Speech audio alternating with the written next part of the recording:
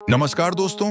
आज हम बात करेंगे उस महान इंसान की जिसने अपने सिद्धांतों से न केवल भारत की आजादी की लड़ाई को एक नई दिशा दी, बल्कि पूरी दुनिया को भी इंसानियत और अहिंसा का महत्व सिखाया।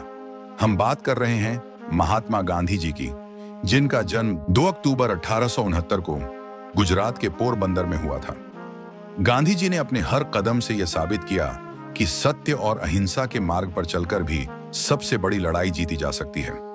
आइए उनके जीवन के महत्वपूर्ण पड़ावों और भारत के स्वतंत्रता संग्राम में उनके अविस्मरणीय योगदान पर विस्तार से चर्चा करें। गांधी जी का जन्म एक साधारण परिवार में हुआ। उनकी प्रारंभिक शिक्षा राजकोट में हुई। 4 सितंबर 1888 में वह इंग्लैंड गए, जहां उन्होंने कानून की पढ़ाई की। 1891 में भारत लौटने पर उन्होंने वकालत शुरू की, लेकिन उन्हें शुरुआती सफलता नहीं मिली। फिर 1893 में उन्हें दक्षिण अफ्रीका जाने का अवसर मिला, जहां उन्होंने रंगभेद के खिलाफ संघर्ष किया। यहीं पर गांधी जी ने सत्याग्रह का सिद्धांत विकसित किया, जो आगे चलकर उनके जीवन का मूल सिद्धांत बन गया। 9 जनवरी 1915 में गांधी जी भारत लौटे और जल्द ही भारतीय स्वतंत्रता संग्राम में सक्रिय हो गए। उन्होंने चंपारण और खेड़ा के किसानों के अधिकारों की लड़ाई लड़ी, जहां से उन्हें व्यापक समर्थन मिला।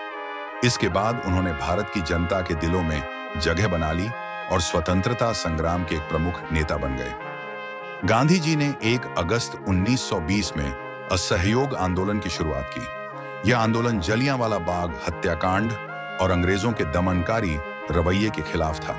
गांधी जी ने लोगों से आग्रह किया कि वे ब्रिटिश शासन का हर स्तर पर विरोध करें।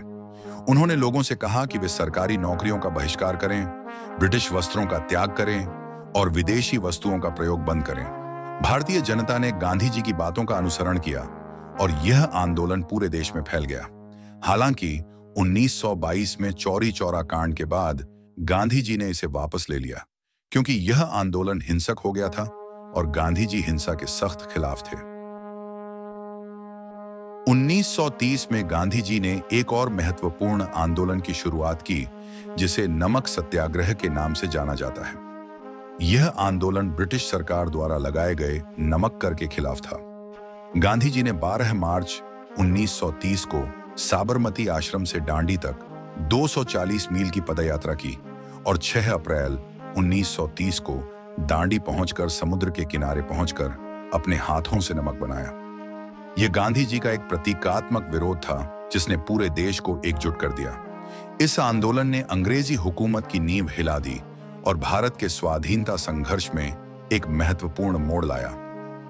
8 अगस्त 1942 में गांधी जी ने भारत छोड़ो आंदोलन की शुरुआत की, जो ब्रिटिश शासन के खिलाफ उनका अंतिम बड़ा आंदोलन था। उन्होंने भारत के लोगों से आग्रह किया कि वे ब्रिटिश हुकूमत को पूरी तरह से भारत छोड़ने के लिए मजबूर करें। उनका नारा था, करो या मरो। इस आंदोलन ने देश के हर कोने में आजादी की भावना को और प्रबल किया। हालांकि इस आंदोलन के दौरान गांधी जी और कांग्रेस के अन्य नेताओं को गिरफ्तार कर लिया गया, लेकिन इसके बाद भी आंदोलन की लहर रुकने का नाम नहीं ले रही थी। यह आंदोलन अंग्रेजों पर सबसे बड़ा दबाव साबित हुआ और उन्होंने महसूस किया कि अब भारत में ज्यादा समय तक शासन करना संभव नहीं है। आखिरकार 15 अगस्त 1947 को भारत को स्वतंत्रता मिल गई, लेकिन यह आजादी एक भारी कीमत के साथ आई। भारत का विभाजन हो गया और पाकिस्तान एक अलग देश के रूप में अस्तित्व में आया।